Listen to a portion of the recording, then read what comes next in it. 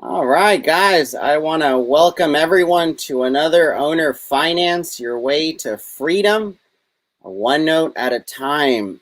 It's an absolute pleasure being with everyone today. We've got an amazing guest with us today. We've got some awesome announcements to talk about, and I'm super, super, super excited about a few things we're going to be talking about today.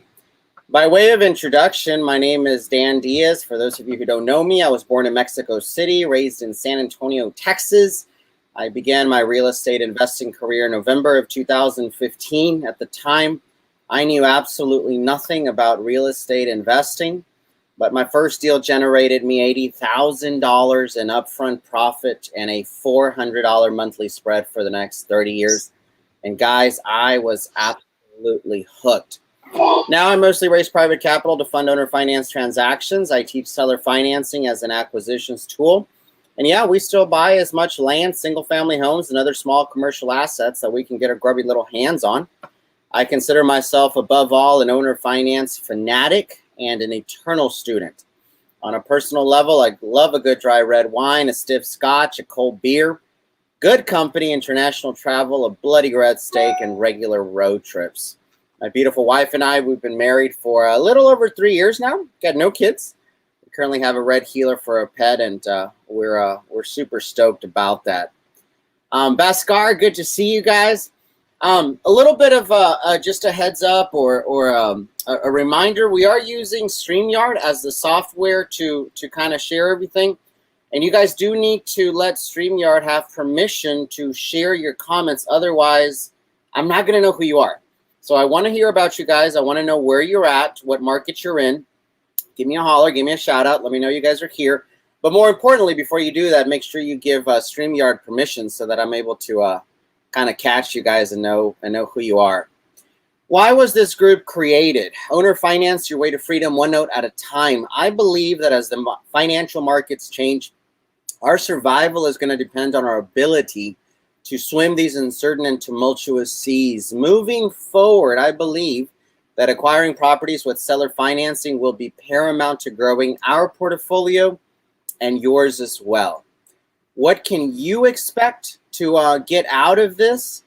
What are you can you expect to get out of it? Well, I made a personal commitment to use this platform to share our experiences, our tools, and our skills to help you sharpen your own creative financial acquisitions teeth. That's the reason why I love and I'm honored to bring great minds. I call these some of the great white sharks in the community and the industry that can help you guys build your notes and really grow your portfolio.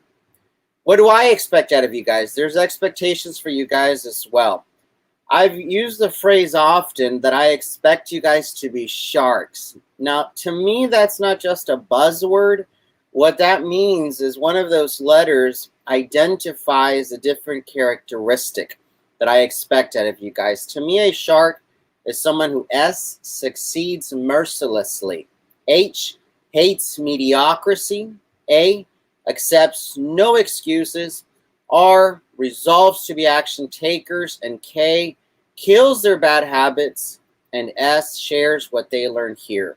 SHARKS. These are the sharks that I am breeding now, and I'm super happy to be a part of your growth. Now, get to know the group a little bit. We started November 25th, 2020, almost a year ago, with 0 members and only myself kind of talking to the world. But in the last few months, we've grown to 2,720 members. However, 450 of these members were added in the past 24 hours. Why have we had this explosive growth? I'm going to let you guys know right now. We're running a contest now, between now and Friday at 5 o'clock. We're calling this the Bring Your Friends contest to the group. The rules are real simple. Invite your real estate focused Facebook friends. The one with the most accepted invites is going to win the grand prize. The first 10 members that have a minimum of 100 accepted invitations are going to receive grand honorable mention prize. And all members that invite a minimum of 100 people will receive honorable mention. Now, make no mistake, guys, this isn't just going to be an honorable mention. There's going to be some really, really great value poured onto you guys. What's the grand prize? A couple of things. One, I'm going to make sure that you get my 10-hour owner finance training. This is a recorded training that goes deep into owner financing. That's a $297 value. In addition to that, you're going to be invited to an absolutely free 2-hour Zoom business mastermind with the winners of this contest. And we're going to be going over how you can really explode your note origination business in 2021. And the grand prize winner is going to receive a one-on-one business coaching call where we're going to go over exactly where you're at and what I can do to help you get to where you want to be in the next 12 months. What's the grand honorable mention prize? You're going to get my 10-hour owner finance training. That's a $297 value. And you will be invited to the Zoom Business Mastermind. That's going to be hosted with all of the contest winners. And finally, just for helping me grow the group, if you invite a minimum of 10 people, you will be given my 10-hour owner finance training, a $297 value, absolutely free. Guys, I'm absolutely serious. It's my goal to help us get to 10,000 members as quickly as possible. And I've got many things in store for the group. So I hope you guys are excited. I know I'm excited. There's a couple of people here. Chevelle, what's up? Aaron Sams checking in from San Antonio, Texas. So, Hale, good to see you. Guys, don't forget to give StreamYard permission so that I know exactly where it is that that you guys are coming from and who's commenting. Now, without further ado, it's my pleasure now to introduce the guest this evening. Super, super awesome gentleman. He's an attorney out of North Texas. It is Mr. Scott Horne. Some of you guys may know him. He's an attorney, active and experienced real estate investor. He's the founder of Owner Finance Network, which we're going to be talking a little bit about. And as a matter of fact, if it's okay with you, Scott, I found this cool little video that explains the Owner Finance Network, and I'm going to go ahead and share it with the group. And then that way everyone can have a little bit of an introduction to what the Owner Finance Network is. I never know what's out there. It's yours. So. Hey guys, this is Scott Horne with the Owner Finance Network. You know, I've been around the block for a long time in the creative finance business. I've had the ability to buy a lot of houses with creative financing, and I've closed over 10,000 creative finance transactions through my law firm. But through all that, I finally realized that we needed to vertically integrate the owner finance business and make it a one-stop shop. So we created the Owner Finance Network. And this is a vertically integrated company that includes legal services through Horne & Associates PC to help close your acquisition or your sale of your property. It includes title services when title insurance is requested, whether you're buying or selling. It has a Note Pro service, so if you need assistance in structuring your acquisition or sale, we're here to help you. In addition, we have the Owner Finance Loan Processing, which is our RMLO servicing for your back-end owner finance buyer, as well as the OFN loan servicing. So guys, it's all under one roof. It's a company that was created by investors, for investors, run and operated by investors. We look forward to helping you guys out. Take a moment and click our link below. Hey, you look good there, Scott. I was going to say that's a damn good-looking guy, but that's the first time I've seen that video. Is it really? What's funny, Dan, is yeah, I do a lot of videos. I never watch them myself. I'm just led around by the nose, told what to do by my boss, and we go and get it. That's awesome. So, all fun stuff. But that was pretty accurate on what the Owner Finance Network is. Yeah, yeah. So out of your own mouth, so to speak, what services do you provide through the Owner Finance Network to investors?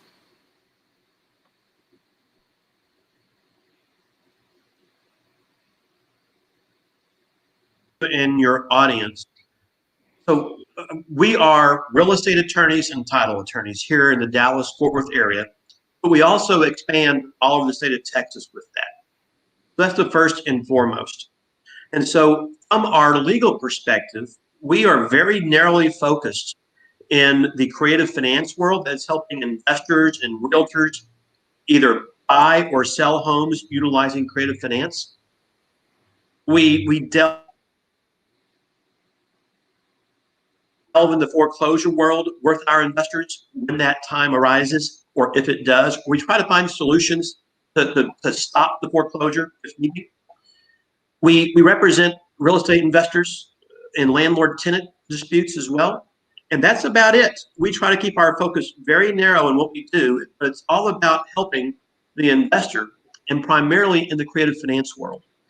At the same time, of course, our title companies are traditional title companies. We handle the wholesalers, the fix and flippers, and everybody else in between as it comes along. On the Owner Finance Network, that is technically our training site, Dan. And so on there, we have at least my training. And I'm a little bit biased because I have heard so many other people's trainings out there, and everybody has their own way of doing things. And my goal is not to go out and create bird dogs or things of that nature. My goal is to really give information to our investor community in how to handle this, the creative finance world the right way. And there is a huge amount of guys that still do things the wrong way, in my opinion. What we want to do is make sure we keep it done the right way, because, again, if we don't do things the right way, the government's going to come in and shut us down. You know, they tried to do that about 2 years ago, and they're trying to do some more things in this coming legislative session as well. So we want to make sure we maintain that. So at the OFN, we have training out there for the investors who really want to learn how to buy and sell homes utilizing creative finance. And of course, as you know, there's many types of ways of doing that. It could be buying a house with debt or a house without debt, and how to put those deals together and structure it to be beneficial. I heard in your opening, when you did your first deal, how you made all that cash flow for the next 30 years, right? It's awesome when you learn how to do that. And so as part of the Owner Finance Network, we have a division that's called the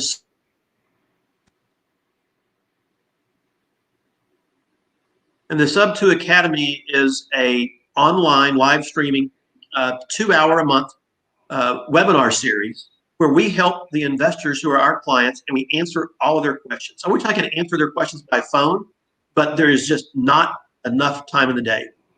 And so we let the investors send in all of their questions along the way and take care of that. And then, like you, our training is very inexpensive. I don't want to sell somebody a $10,000 program out there. We want to make that entry point very reasonable for them from the OFN perspective. And when I talk about the Sub 2 Academy, I often tell people, you know, it's a little pricey. It is $19.95 a month, but it's the best $20 you can spend, right? And we want it to be inexpensive intentionally. And so often people think that because it's not expensive, you don't get information. Not the case at all. And we're here to really promote this industry, promote it properly and correctly, and to help people out along the way. But in addition to all of that, at the OFN, we, as I said in the video, Dan, we are a vertically integrated company. We provide the legal services to put a deal together to buy and sell a home with creative finance.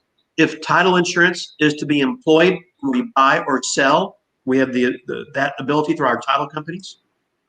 If someone needs a note pro, and a note pro is someone who helps to structure a deal correctly, whether you're buying or selling. And again, if you're a rookie, you might need that help. But if you're experienced, you don't. We then have the OFN loan servicing. So if you need a loan servicer to service your debt, we have that. And that is set up for investors, by investors again. And it's there to help. Oh, what's the word I'm looking for? It's really to help the investor from themselves a little bit. And I'll tell you about that in a moment. And we have what's called OFN loan processing, So of course we're out there where we want to process our back-end home buyers to do things correctly. You know, the last thing we ever want to do is sell a house to somebody who can't afford it, right? And so we always believe in using loan processing, process that buyer to ensure that our buyer has the ability to afford the home. And of course, by doing it, it helps us to stay compliant with the SAFE Act, with Dodd-Frank, and with RESPA as well. So we try to create a one-stop shop under one roof to be a true resource to the investment community in the seller finance world out there. And Scott, that's one of the reasons why I was so excited when you graciously accepted our invitation to come today, because I agree with you 100% in that our industry needs ethical, knowledgeable, experienced individuals to help us keep regulation off our backs. I know it's a cliche, but we don't want, other people that know nothing about our business to be regulating us. But Dan, it's real. So Dan, yeah, so I heard that you got started in 2015. Yes. I started just a little bit before that, okay? Like about 25 years before that. But you go back, and what people need to realize who are in this business and who are getting this business is it only takes one bad apple to mess up the pot. One person changed the contract for deed laws in Texas. One.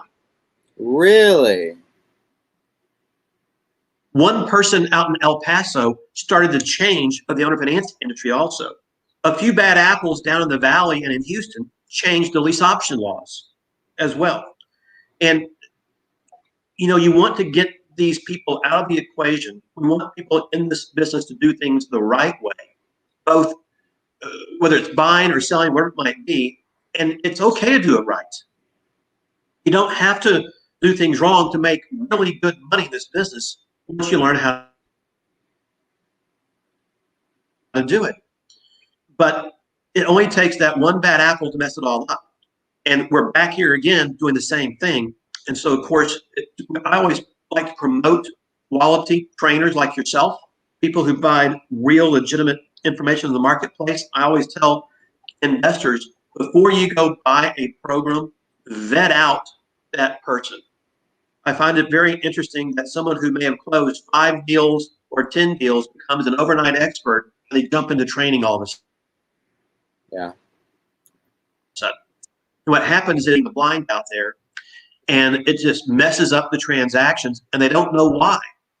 So you have to teach people to unlearn the wrong things they learned to teach them the right stuff moving forward. Yeah. So I'm in your camp. Let's make sure we try to do this the right way out there. I think it's for everybody's benefit. Yeah.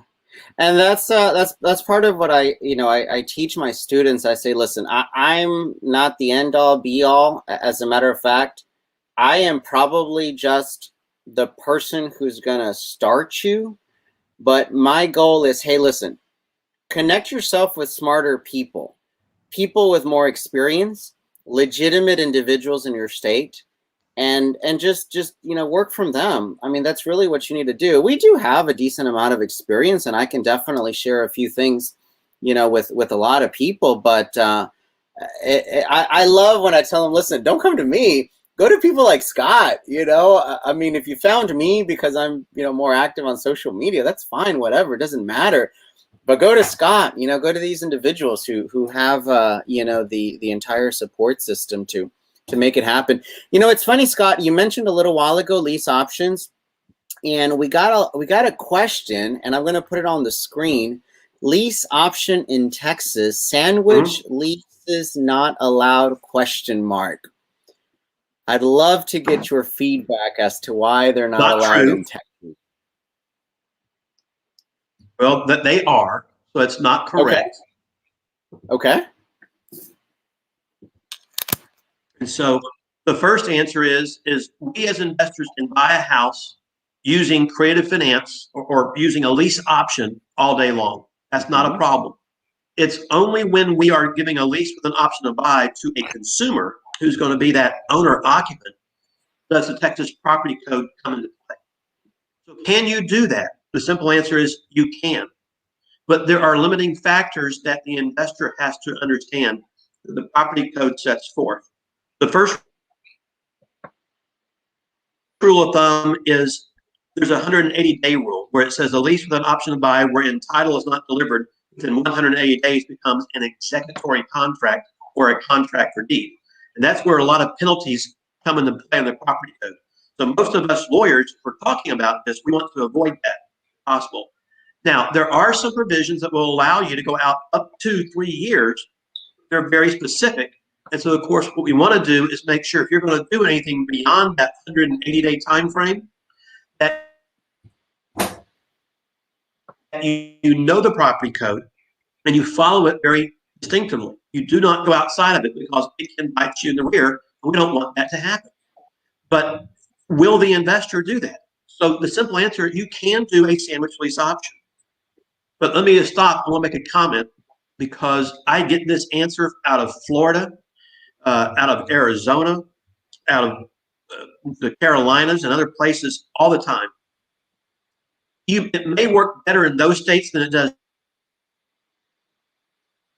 here, but here in Texas, normally, this is normally, I want to get the seller out of the picture. So how do I do that? Well, I buy the property using creative finance, whether it's a straight owner finance deal, a subject to deal, or a wraparound mortgage, right? I want to control the property. I don't want the seller to have any control. Now, at the same time, that seller may not want to do that. They might be timid, so I get it. There's a time and place to use that lease option, okay? And it pops up. But when you educate that seller how quick and easy it is to foreclose on a property in Texas, especially on an investor, it's only 21 days, right? We investors are not entitled to notice. It's post 21 days prior to the first Tuesday, and you're done. And when you educate your seller how they're protected, oftentimes you can go from that lease option into a owner finance deal. Allows us to sell our property to a back-end home buyer. Now, so often we want to get that back-end home buyer to cash out quickly, which is why a lot of investors want to use a sandwich lease option. So how do you do that? Well, we got to know what the SAFE Act says. We have to know what the Dodd-Frank Act says. But we can either give our back-end buyer a balloon payment if we're not under the Dodd-Frank Act, or we can do a step-up mortgage that creates incentive for them to refinance the property within a certain amount of time. So I always like to find other mechanisms to control the deal. Option in place in some format. The seller gets a lien filed against them that would attach to that property. And now, if that seller can't pay off that lien, what do? We have to pay for it. So we could have just lost all of our profit or not be able to do the deal. And maybe we go into breach of contract with our back-end buyer. So I have a lot of issues with a sandwich lease option for those reasons. And I like to control a deal whenever possible. And Dan, tell me something. I think if you're in this business, there's one thing you have to be. We have to be a control freak. Oh, yeah. Are you a control freak? Better believe it. I mean, you have to. And I want to control that deal just as well. Yeah. And the more we can get there, I think it's better. Yeah, yeah. I'm glad you pointed out, because a lot of people jump the gun and say sandwich lease options are just not allowed in Texas, and you're absolutely right. They are highly restricted, and you really have to know how you're going to do them. And they are possible, but under a lot of stipulations. Someone asked me if I'm inside a fifth wheel, and the answer is yes. And I'm going to tell everyone why, and it's a sad story, but you got to stay to the end of the podcast for that. Man, those are really, so that's a really great point. So Dan, does this? I'm just curious, Dan. Does this relate back to your dating years? It doesn't. being a fifth wheel. Yeah, no. Okay. It does not. It does not at all. It's kind of a sad situation. You and I, Scott, were talking a little bit about it before we started, but I'll share that with the group for sure. Fantastic. Thank you for the clarification. Awesome. So before we get into the group's actual questions for this week, 2 business-related questions for you, Scott, and I'd love to get your perspective. One is, in a simple, concise way from your perspective, what do you believe? What do you think? What do you recommend? What have you seen that leads to the greatest number of success when it comes to somebody being a successful owner financier? And what have you seen to be some of the greatest pitfalls? Well, number one, I think knowledge is power. Too many investors just jump right in head first with limited knowledge and no resources. And you have to know what it is you're buying first and foremost. I think investors who understand the mortgage world, and if you're going to buy a home where there's an existing debt on the property, knowing what you're buying, knowing how to buy it and how to structure it the right way, knowing how to deal with the mortgage company properly and correctly, and knowing how to convey that to a back-end home buyer, it is so important. Secondly, besides having that knowledge, by the way, I'm not a fan of being a gatherer of information, because as you know, too many investors do just that. They gather. They don't ever act, right? They're scared. Yep. And so you still need to have a good knowledge of the industry, talk to a seller, talk to a buyer, and all the things in between to put it together. Do you need to be an expert? No, it's going to take years to become an expert at doing anything. You don't just get there overnight. But secondly, I think you need to have the resources of knowing where to go to put your deals together. I see so many other attorneys in our marketplace who do not know what they're doing. I often say that trained monkeys can draft creative finance legal documents. Are they doing it right? I want to give you an example, Dan. I had a deal come in the last week where it had been submitted to a title company, and the investor was buying the property subject to the debt. He intended to give the seller a second lien carryback and some cash down. Sure. Pretty easy. Only problem is when I read the contract, it didn't say anything like that at all. They had a loan assumption addendum on there. The investor is not assuming the loan. We're buying subject to a different ballgame. But this deal goes to a title company. There was no mention in this contract about a second lien anywhere. This title company, and I'm assuming a law firm associated with that title company, puts together closing documents, sends them to the investor, and he looks at it and he realizes something is not right. And so what was drafted was a wraparound mortgage. It wasn't a subject to transaction with a second lien. It was just a wraparound mortgage, and there was no mention of the second lien anywhere, of the first lien anywhere. Wow. There were no disclosures involved between the seller and the investor. That's bad. Especially the underlying lien. Yeah. You know, here in Texas, we have a mandatory underlying lien disclosure notice that must be given to a buyer, whether it's us as an investor or a consumer, 7 days prior to closing. It didn't exist. But why didn't the title company know this? Why didn't the who was putting together the documents know this and stop and ask questions? They don't do it. And so many of these law firms who try to close this business, they won't take the time to explain the transaction to a seller or the buyer. They want to treat it like a title closing where you walk in, you just sign your documents, and you get up and you leave. And they leave it to the buyer and seller to have discussed everything. And my philosophy of that is a different road where we want to take the time, give them an opportunity to ask questions, questions that we can answer for them at the closing table, and then close it with knowledge. In fact, we even do a conference call with our buyers and sellers in advance of closing, if requested, to walk through the contract with them. Because if they don't understand it, don't close the deal. Yeah. Just be smart. And so I think to be successful in our business, Dan, the biggest thing is knowledge. Knowledge of the overall workings of the transaction, buying and selling. You don't have to be an expert. And then finding the right resources along the way to do the deal.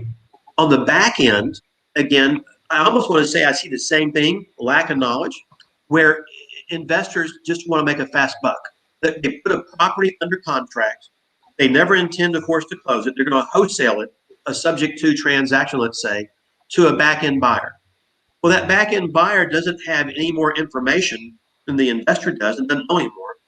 But all the middleman cares about is making that quick assignment fee. Mm-hmm. How that seller is protected. And I saw another deal just recently, similar to that, where the transaction had already closed. There was a first and a second lien on the property.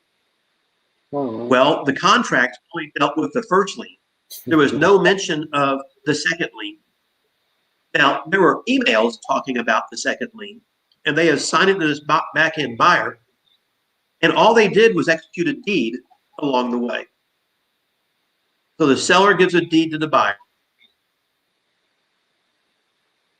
and the seller doesn't carry back any protection. When we close a deal like that, we will make sure that seller is always protected through a traditional mechanism, which is a deed of trust of some type.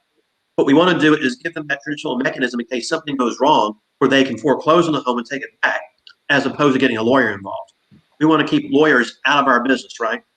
Even though I am a lawyer, so we're good to close a deal, but we don't want lawyers in litigation involved, getting involved in these transactions. And so I'd like to see the investors have knowledge going in, knowledge going out on both sides, utilizing the right resources. I'm sure you deal with this as well, and I see this all the time, where the investor doesn't want to work with a group like us, mm-hmm. or maybe you. And they go online and they pull down their own contracts. They pull down other disclosures. They think because it's on the internet, it's all good, right? Of course, we know everything on the internet is true and correct. And I'll text here. I had one guy bring me a contract, and I read through the contract, which is 4 or 5 pages long.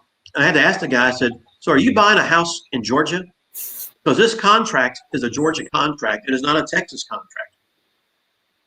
And they don't know what they don't know, unfortunately. Yeah. And so what I ask investors to do is get that knowledge, learn so you do things right. I'm a big fan of using promulgated forms. I want to supplement it with an addendum or 2 or 3 or 4, because everybody knows what a TREC contract is in Texas. I don't know what this one-page contract is, or this contract from Georgia that they may have gotten, they may have amended, etc. And without having to stop and read the whole thing, I can't help somebody. And of course, I don't want to charge them a lot of money for this contract, right? So I'd like to see investors use the right paperwork along the knowledge source of where to get the right paperwork from and how to do that. And the other thing I see that's insufficient in our legal marketplace in Texas is, I don't know of any other attorneys who provide disclosure packages like we do to whether you're buying or selling a property. They just want the investor to provide the contract and whatever else. They draft the paperwork, they close it, they're done, they get paid. And we're not here to just get paid. We're here to help really promote sellers, protect buyers, protect investors in the middle, and do things the right way as best as possible.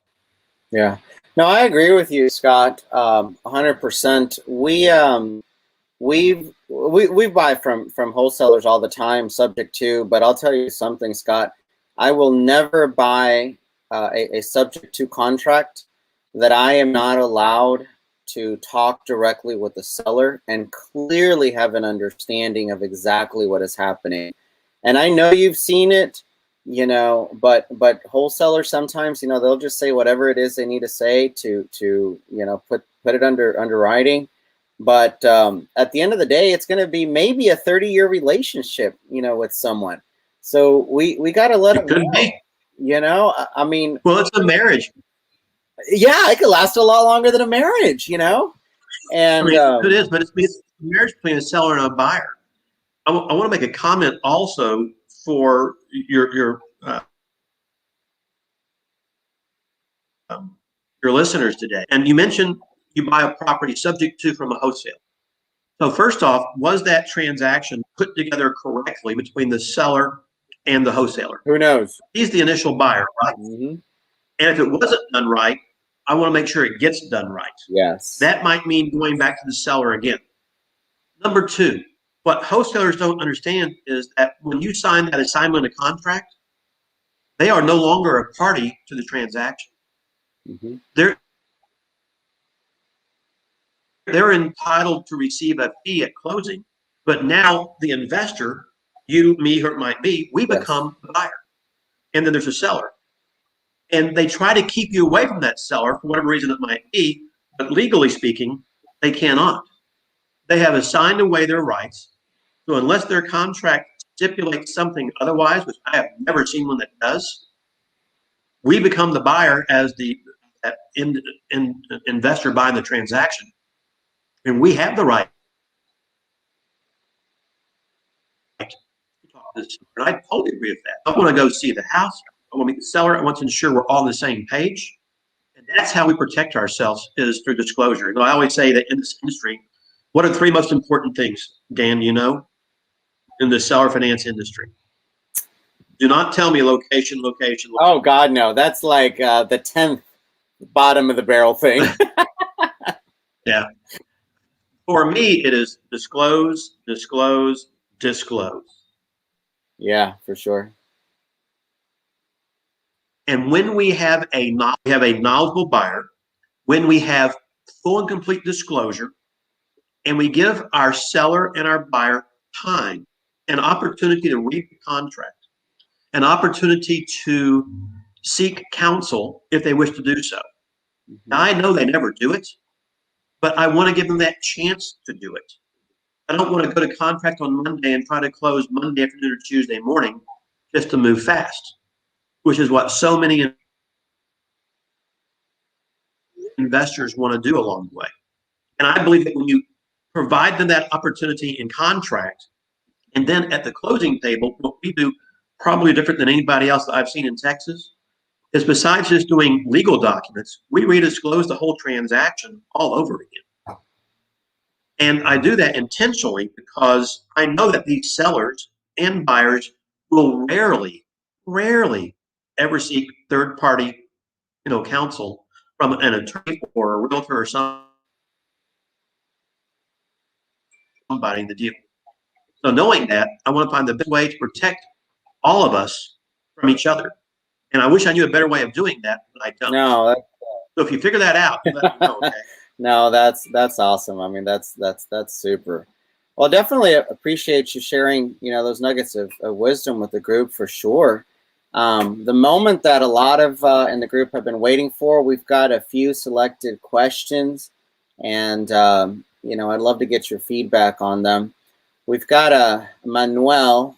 He wants to know the difference. He says the differences between creating a trust and transferring the trust to an entity, or just doing a regular transfer of deed to the entity when doing subject to.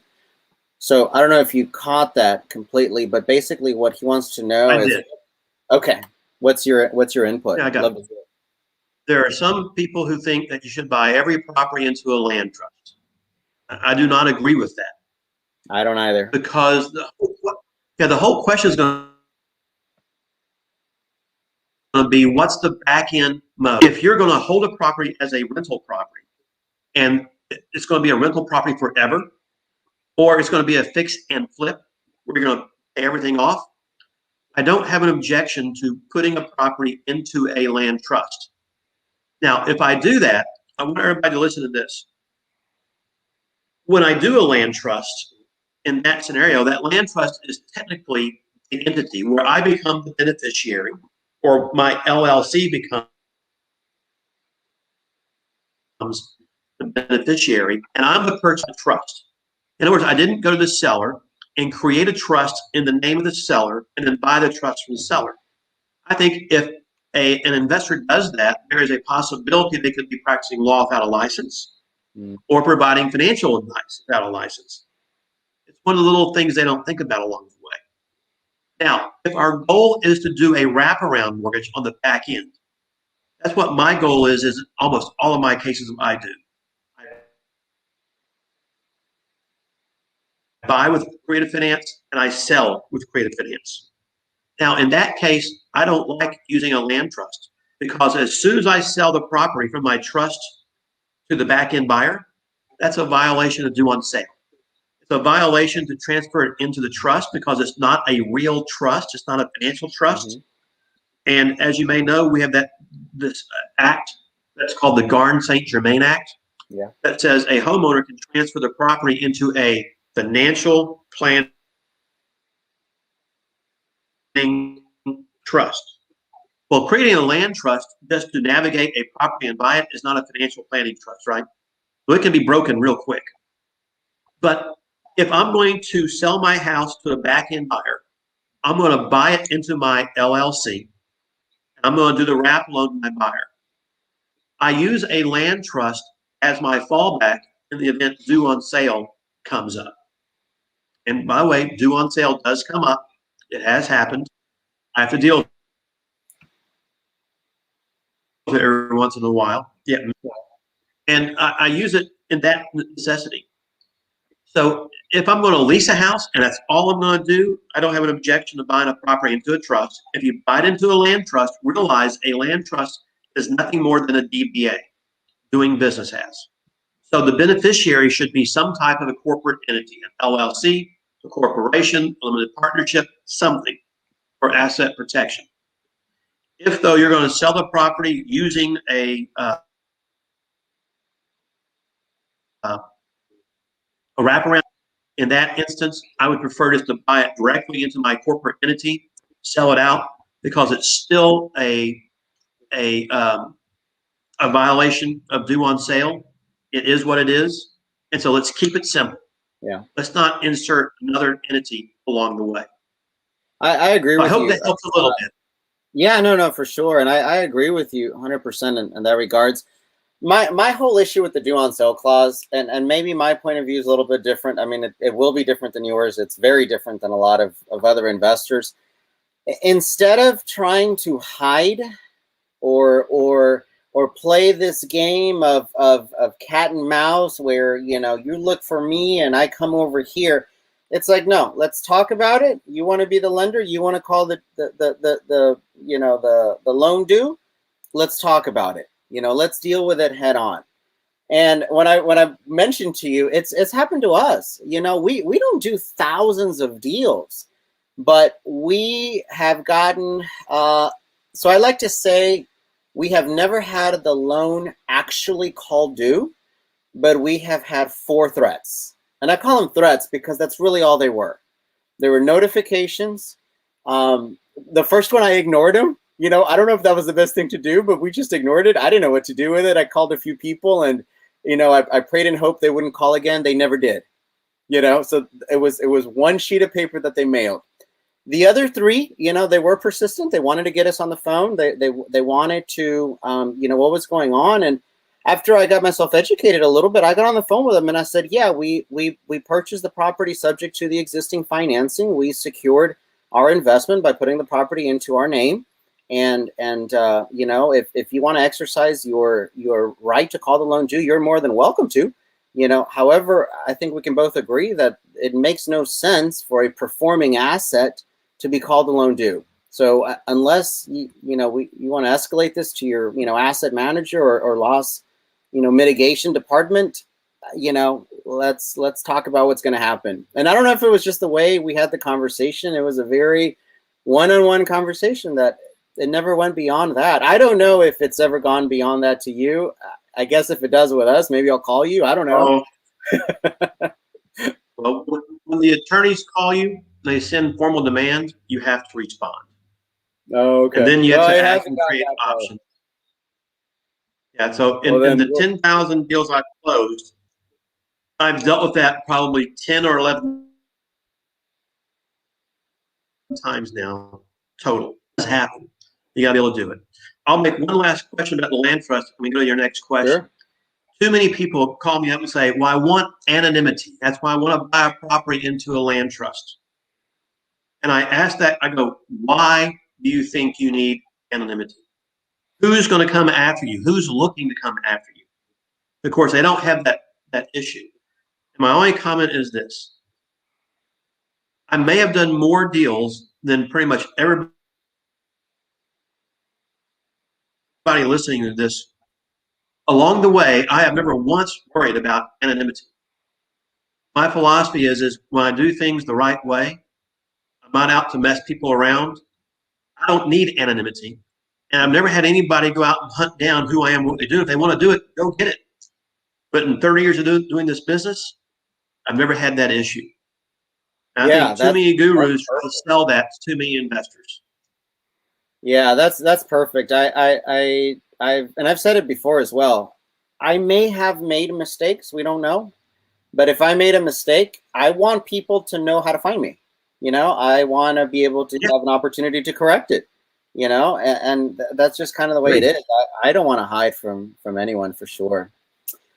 We got a question from Mr. Bhaskar, one of our latest superstars here in the group. When selling on a wrap, is it recommended and in a way safer to sell buyer in a land trust? Is this potentially safeguard against the due on sale clause? I think that was virtually answered. You want to give it one more stab? So, sure. So let's make a comment first. So first off, you have to own the property, right? So I don't know how you bought the property. Maybe you bought it using a bank loan, and maybe you bought it subject to, but when you buy it, if you're buying a home subject to the existing debt or leaving it in place using a wrap mortgage, whatever it might be, you've already violated due on sale right there, right? Yep. So I could, when I sell to a back-end buyer, could I do a wrap loan into a land trust? Could I then assign my land trust to the buyer? Sure. Now, I want to make sure that that land trust is worded correctly so they can have the right to live there, claim it as a homestead, and things of that nature. You got to make sure that the trust documents were drafted correctly along the way. Can you do that? You can. And I can get real messy, with this and how to do some other things. But you don't want to see the paperwork that goes this way and back this way again. It just gets to be way too much. And so philosophically, again, let's keep it simple because I'm too stupid to do it other ways. I love that. I love that, Scott, for sure. Mary Molina, question: how can I do owner finance on the property if it has a hard money loan and it's been rehabbed already? Well, it's not suggested you do that because that hard money loan is going to be a very short-term loan, right? I don't think you're going to be able to sell to a back-end buyer with the same terms as that hard money loan. So you're going to need to go to contract with the buyer maybe within that 6-month time frame. You're going to want to refinance that property at either a commercial bank through a mortgage company or some long-term private capital loan. Then go ahead and sell the house to a back-end buyer. I see this often. And I'll tell you a quick story, Dan. I had a client here who financed a month to an investor, not the typical 6 or 9 month hard money loan, 1 month. This investor sold the property to a back-end buyer on a 30-year mortgage, took the down payment. Another local law firm, not mine, closed that deal. And of course, I'm going, what in the heck are you thinking doing that? And of course, the answer was, well, we were going to sell the mortgage. It didn't happen. And so started foreclosure. And eventually the law firm had to buy that note. I'm not sure all the details along the way with that. But get out of the hard money loan and buy it, and get a long-term loan, then sell it. And now I think you've got a good owner finance transaction. Yeah. So let me make one last question. So unless that buyer, or excuse me, the seller has taken the information on this back-end buyer, has presented it to a real-life note buyer who they know is the deal, they have a contract to close the deal, and they know that it's really going to happen, okay, I can see putting that deal together where there's a simultaneous close to the back-end buyer and sell the note to the note buyer so that that hard money loan is paid off.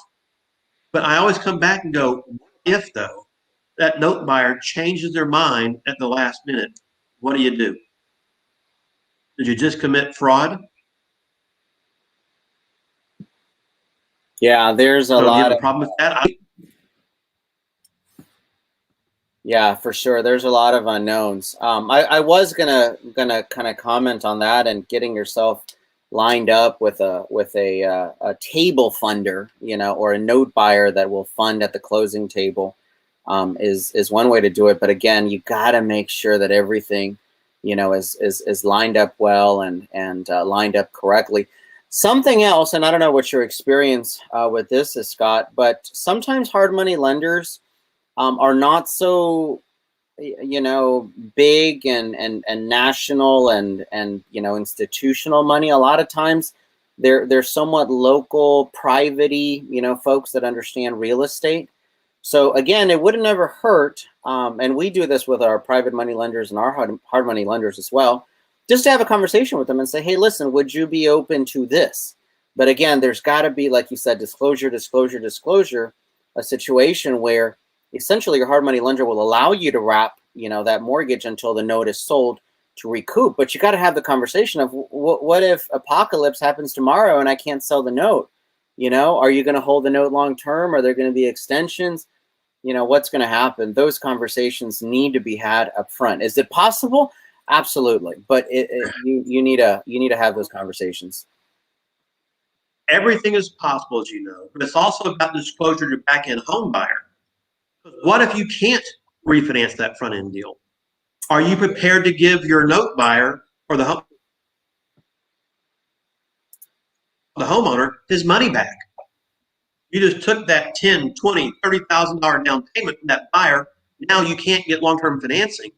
Are you prepared to give the money back to that buyer so they can walk away and not be damaged? Yeah. And I'm going to tell you, most investors are hand to mouth. They get that money and it's gone. Yeah. I think you need to think about this real careful in that instance if they're going to use a hard money loan in those instances, and make sure that they have a 100% foolproof system. Yeah.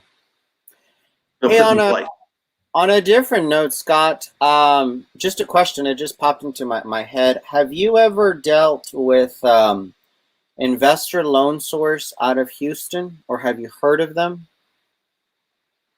Well, so I was Texas's largest hard money lender from about 1997 through about 2009. We're now back into the hard money lending game again. We're coming to your town, by the way. We're going to talk down the road here a little bit. But ILS was out of Houston. I want to say they're actually out of Clearwater initially. I knew the original owners, various things along the way. So yes, I do know them. Would you say that a viable? I know that they're in San Antonio. Yeah. Would you say that a viable source would be to connect with them for a long-term loan? Well, I don't know what their term conditions are. And the main thing is are they willing to give you a longer-term loan that you can live with? Yeah, they've got a wrappable product now. No, I don't want to go out and borrow money. Yeah. If you borrow money at 8 or 9%, and they give you a 15-year fully amortizing loan, and you sell it to a buyer at the same, giving them a 30-year loan at maybe a 9 or a 10% rate, will the income cover what you're paying? And that might get just a little bit too steep out there. Now, it might be the only option. I understand that. If it is, it doesn't mean that you don't do that. I get it. Just run your numbers and make sure you can live what you have. That makes sense. Yeah, for sure, for sure. We've got a question about mobile homes. We got a question about mobile homes coming right up. Okay. It's about real estate. It says, Jesse, I've got a double wide mobile home, less than 1 year old on half acre. Mobile home has a loan and the land has a separate loan. I've done subject to on houses, but do people do subject tos on mobile homes? Pros and cons. So here we're talking about a chattel loan, as I'm sure you're well aware of. What is your take on subject tos when it's only a chattel loan? Well, first off, if I'm going to buy the property in those scenarios, I would much rather see there be some type of a conversion where you can convert the personal property to real property. It makes that transaction so much easier. But let's assume for some reason you cannot do that. Can we buy the land sub 2? Yes. Oh, yeah. Can we buy the mobile home using an installment sales contract of some type, because it's a different document than a real estate document is? The answer is yes. But again, in both those instances, I just want to make certain pay that underlying debt. So you can. I think it's a lot more cautious when you've got land and chattel, as you said, personal property, because, as you know, Dan, a mobile home is just like a bicycle or a car or a boat. It's not real property unless it's been converted. And if you're on a permanent foundation, and if you've got a double wide, most likely it is, it's a fairly easy process to convert that title into real estate. Yeah. That transaction is much easier to put together. Yeah, I agree. I think. Now, I think the tricky part that I just heard was what if you have a loan on the mobile home, but you got a loan on the land, and you do a merger? I have to be honest, I am not a mobile home expert, and I'm not sure how that would be handled. You may have to keep those separate. Yeah, yeah. So can it be done? Answer is yes. Yeah. The only thing I would add, and just a little bit about my background before I got involved full time in real estate. I was general manager for Palm Harbor Homes, so I am a little bit more versed in mobile manufactured homes. One of the problems that you're going to have as a sub 2 buyer, I'll just use that phrase, is that the title, just like a car, is not conveyed until the debt is paid off. So are you really going to trust? And I don't care what's in writing. You can put in writing anything that you want. But at the end of the day, after 21 years of you paying in behalf of the seller, are you really going to trust them that they're going to convey the title back to you when it's been paid off? People get greedy down the line, and yeah, you could have anything in writing. You could draft up all the contracts you want, but at the end of the day, they're going to get the title when the loan is due. Real estate, it's different. You get the title. I mean, that's transferred immediately, but not in real estate. Yeah. I would much rather, and the question of this is a double wide and a really nice double wide, it might have a very large loan. Mm-hmm. Oh yeah, on that mobile home day. But if you can find $70,000, I would and I understand buying that subject too, but I think you hit the nail on the head. There's the land part is easy. Oh yeah. Will you really get that title down the road? Who knows? And then what if the seller passes away somewhere between? Do you know where they're going to be, where their heirs are, anything else? Yep. That's a tough. It's a tough mess. Personally, to answer. The answer is be smart. Yeah, yeah. Personally, Scott, I mean, I'm very confident dealing with mobile manufactured homes. I would not buy subject to a mobile home. that's my thought process. I would not, unless I can convert it to real estate, like you mentioned before the deal is done. That would be my preference too. Yeah. Quick question from Ricardo. Do you know an RMLO in North Carolina, or do y'all operate in North Carolina?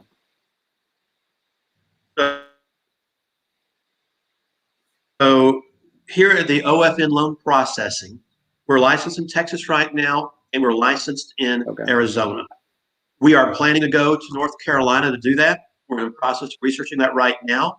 So Ricardo, take a moment, reach out to us in an email. I'll put you in touch. I'll let you know how long it's going to be until we get there. But we are working on that. Perfect. Good job. Mr. Craig, any recommendations on a software that keeps track of owner, seller, finance notes, private notes, first and second liens outside of my servicer? So I'll tell you, Scott, when he posted this question, I immediately went to him and I said, bro, why are you not using a third-party note servicer? And he did clarify. He says, no, I am using a third-party note servicer, but for my own records, I don't have a whole lot of detail with my private money and my first liens and seconds. So is there a software that you would recommend? So I don't know if you have an answer to that, Scott. Oh, Lord, and it just went poof out of my head. I mean, there's Note Pro and other things. That software that we use in our servicing company is extremely pricey. So you don't want to do that. Oh, my gosh. So I'm going to hold the answer on that and what we use up here to track all of our accounting with. And I'll get you that when I think of the name of it one more time. It is a cloud-based monthly fee. And I should know this like the back of my hand. And it just, so I'll let you know. Yeah, for sure. Here in a moment. Yeah, when he posted that question, I was like, I don't know. Yeah. So as we're talking, I'm going to text one of my gals, try to get that answer.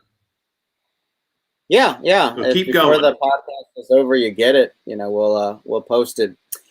Gary's got a super interesting question that's got to do with interest rates. His question is, and don't get upset at him, but his question is, I spoke with a real estate attorney, and he told me that anything above 18% is use. I think he misspelled it. He means it's usurious. It's usury, and anything below is not. I've seen most owner finance sellers set rates at a maximum of 10% or so. Just from my knowledge, why is 10% the maximum that most owner finance sellers seem to use? If a buyer, from my perspective, their risk is high, that an interest rate above 10% is warranted, why wouldn't an owner finance seller charge an interest rate that is commensurate with the buyer's risk profile? Give me 5 seconds. I'll be right back to answer your question, okay? Sounds good. Hope you guys are enjoying yourselves while we do this quick break. I wanna see in the comments where you guys are from, and if you guys are getting value, please, I beg you, like and share. I want to get this knowledge out to as many people as we can. It's my goal to get this group to 10,000 active members as quickly as we can, and I cannot do it on my own. And man, if there is ever any testimony of Scott being a man of his word, he came back within the 30 seconds he said he would. I said 5. I did. So first thing is the software is AppFolio. AppFolio. AppFolio, which is a cloud-based software system that we utilize in all of our tracking, and we hold hundreds of notes up here in that regard. So all good. I see Sohail just posted something, and Sohail is our partner and manager in our loan servicing company. Yep. So let's talk about interest rates for a minute. So as an investor in a corporation, anything under 24% is not usurious.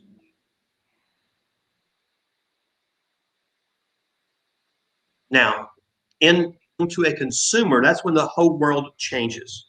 Buying a house, selling a house to an investor is very different than doing a consumer.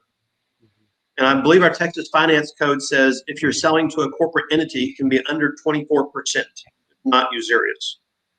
Personally, I want to stay under 18% to a corporate entity out there. Just don't push the envelope. Now, when we're talking about a consumer, we need to although we may or may not, and Dodd-Frank is going to control what we do. And there's 3 levels of Dodd-Frank. There's QM, or qualified mortgage. There's a high price loan, then there's a high cost loan. So if you have a property that has no debt on it, we can be 6.5% over the APOR, which is the average prime offer rate. So the audience has to know what the APOR is and where to find it, which is online. You just went online and enter APOR for the government, and you can get all the info you need. Yep. So that's number 1.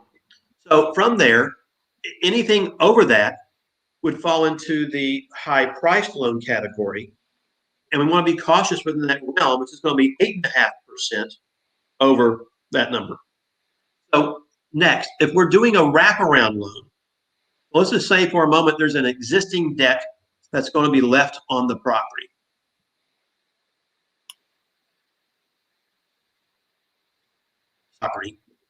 We can be 8% over the APOR, and that will put us into the high-priced category.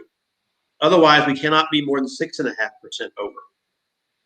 And so often, if someone owns a property debt-free, I want to put a mortgage on that property, and it may be from themselves personally to their corporate entity, and then do a wraparound loan. If you go over that 8.5% over the APOR cost category, the cost loan category, you now have to send your buyer to take a 3-hour HUD class, which in my opinion says, are you stupid paying that high of an interest rate for a property? Pretty much. So think for a minute. Yeah, if the APOR is 3% right now, 8.5% is 11.5%, and that is the maximum APR, or the annual percentage rate. That's not the maximum interest rate. And we're calculating the APR, processing gets rolled in there. If you're charging any other points or lender fees, they get rolled in. And you've got to be very cautious. So we always like to suggest, one, that we stay in that high price loan area. That's where we want to live. That's where we're comfortable. That's where we have a presumable assumption that we did our transaction properly and correctly. We don't want to be too low because we're not getting enough of an interest rate. We don't want to be too high. That creates a problem. 9 to 10% range. Well, it really changes. You know, if we've got a property from, let's say, 100,000 or below, probably a 10% interest rate is pretty good. That keeps us in line with the rental marketplace. Now, if we're between, say, 100,000 and 200,000 or maybe 250, 9% on an interest rate is probably good to keep it in line. Because if you go too high, you're going to price yourself out of the market. It's going to be too expensive for anybody to afford in that price range. Now, if you go to a $300,000 house or even higher, you got to bring your rates down a little bit lower to keep that monthly payment in line. PI, TI, because if that gets to be way out of whack with the rental rates, who's going to buy it? Mm-hmm. No one is. And your house is going to sit. So it's constantly this juggling act to be as reasonable as possible within that payment. Now, the month rental on a property is $2,000 a month. Can I sell the house with maybe a $220 PI, TI? Yeah.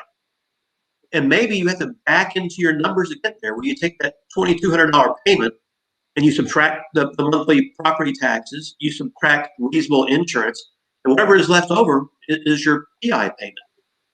Run your calculations backwards based on your sales price and your interest rate, and you start that adjustment.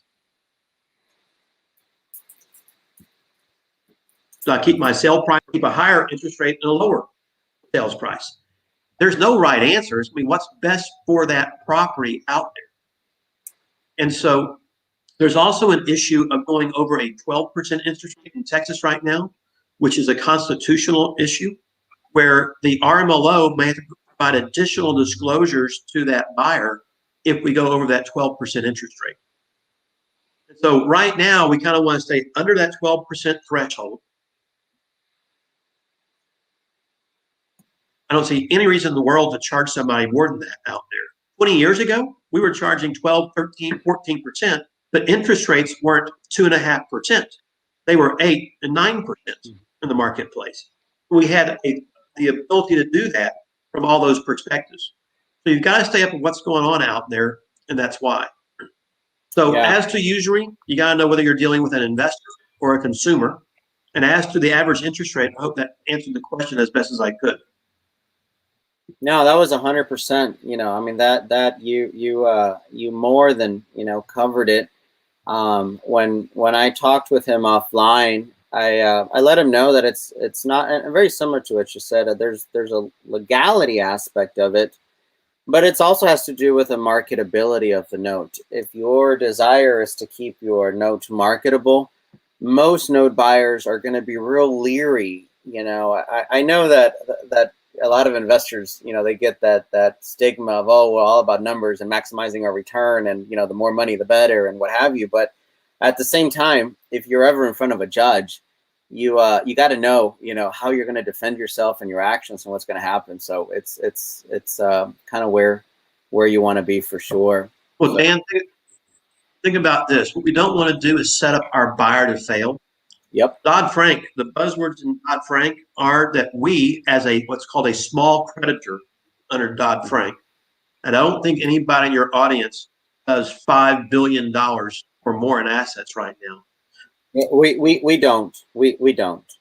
But if they do, so if we're in that small creditor category, we must consider and verify. Those are our buzzwords. Consider and verify a borrower's ability to make the monthly payment. So if you're pushing that envelope, the great odds are we pushing the borrower's ability to make that payment? That's when, as you just said, if you do get called on the carpet and you get sued for some reason, do you want to be in that position? Do not. I don't know most people do either. Yeah. And it's okay to be reasonable. You don't have to push every dollar in every envelope, although there are a few people out there who think you have to do that. Yeah. You don't. No, you don't. You don't. Not at all. Last question of the night. Al Noria. Got an owner finance deal and just found out buyer is legally married. Congratulations. Tell him what he's won. But her husband is not in the U.S. and can't come to sign. How can we exclude him from title if Texas is a community state? So first off, if she is married, you want the husband to join in on the deed of trust. So if you ever have to foreclose, you're not foreclosing on just half the property. So that's problem one. Could you have her create a corporate entity, an LLC, where she owns the LLC? Could we then sell the property to the LLC to do that? Because now we're dealing with a corporate entity and not a homestead. Now, in doing that, they're going to lose their homestead exemption. The problem is it's not our problem that the husband is not here to sign. Mm-hmm. Either find a way to get him to sign, don't buy the house, or create the corporate entity and let's sell it into the corporation. Yeah, for sure. So you got to be smart how you get around these kind of things out there. And there's lots of issues about buying houses where you have a husband and wife who are separated. How do you get it? How do you buy the whole thing? How do you do this, that? And we could spend a whole other program just on those kind of items out there, Dan. But we want to be smart and know what it is we're buying and what we're selling and how to protect ourselves along the way in the middle. Man, so many awesome nuggets came across today. I'm excited. I learned so much myself. I absolutely appreciate you, Scott, being with us and being generous with your time. And I'm excited that our audience got to learn a little bit about the Owner Finance Network. I will demand of them, for lack of a better term, to use it, because there's very, very few players like yourself who are generally as invested in doing the right thing, but more importantly, actually have the experience, to do it. So thank you so much for sharing with us, Scott. Well, thank you. Let me just your viewers to take a moment. Go ahead. No, just ask them to go to theownerfinancenetwork.com. Check it out. See what they can learn about it. They can also take a moment and go to our legal website, which is Horne, that's Horne, the French spelling, and Associates PC, and just check things out as they can. Awesome. Thank you so much, Scott. I got a couple of comments asking me if I really am right now in an RV. I am right now in an RV. A little bit of bad news over the last couple of days. I was in contact with someone who was recently diagnosed as being positive COVID. I'm probably going to get checked out tomorrow. I was feeling a little bit under the weather yesterday, so it's a very big likelihood. So we decided to quarantine outside the wilderness, and we took our RV, and we're going to be here for 2 weeks. That's probably the quickest, easiest way to, self-quarantine. But I think we'll be okay for the day. So Dan, are you really quarantining, or are you in the doghouse? No. We really are quarantining. This is a pretty doghouse. Yeah, we're in Choke Canyon. I don't know if you ever do any camping or not, but we decided, wife and I, to come over here to Choke Canyon. That's where we're at. We got a couple of quick questions that I always like to do, and I know I did not prepare you for them. I think you're going to do great, though, but these are just fun. Whatever kind of comes to you first, give us your take. Chocolate or vanilla? On me? Yes. Chocolate. Sports cars or lifted trucks? Sports cars. Oh. For a vacation, mountains or the Nice. Beach. Nice. City living or country staying? What else? Permanent residence. Permanent residence. At this stage of life, I'll take the country. Oh, that's what I'm talking about. This one's it's I'd like to have 3 days here and 4 days here. Say that again. This one's going to be a big determining factor. Coke or Pepsi? Oh, Coke. Okay, good. Now, I don't know if you drink or not, that is but if you do, what's your poison of choice? But preferably, hang on. Preferably Dr. Pepper. Oh, I'll take that. Okay. Between Coke and Pepsi. But between Coke and Pepsi, it's Coke all day long. Choice to drink, that's a hard choice, okay? I do like wine, I tell you. I'm a heavy dark red drinker. But do I like a good bourbon? Do I like a good scotch? Beer. Nice. But there's a time and place for beer too. Oh yeah, for sure. After a hot summer's day, man, an ice cold beer will work real good. If you're a wine drinker, have you ever heard or gone to South America for the harvest of the red grape? I have. I'm sorry. Oh man, it's fantastic. Wife and I were there about 2 years ago, and I'm a big wine drinker. In a previous life, before I got involved in real estate and before I got involved in mobile manufactured homes, I was in food and beverage, and I was the food and beverage director for a couple of steakhouses here in town. And I got real acquainted with wine, and man, I can go on for ages on that conversation. Maybe we'll have that. You're going to share that information with us later, right? Oh, for sure, privately and in person. That'd be great. We'll be down there tomorrow. I will be in Choke Canyon tomorrow. But and Dan, I know where the Asian food place is down there on Broadway, where the who's of San Antonio's goes, and they have all their own wine stock back in the back room too. Yeah. Nobody needs we'll to talk about that. Sounds good. Hey, listen, Scott, I super appreciate you being with us. Everyone, give Scott your love. Follow him. Go to the Owner Finance Network. His training is like ridiculously expensive. If you can afford $20 a month, scrape it together. By all means, go ahead and do that. And I hope you guys have a great one. Thank you so much, Scott. We'll see you around. Take care. We'll see you. And I look forward to doing it again. Y'all have a great evening. Thanks so much.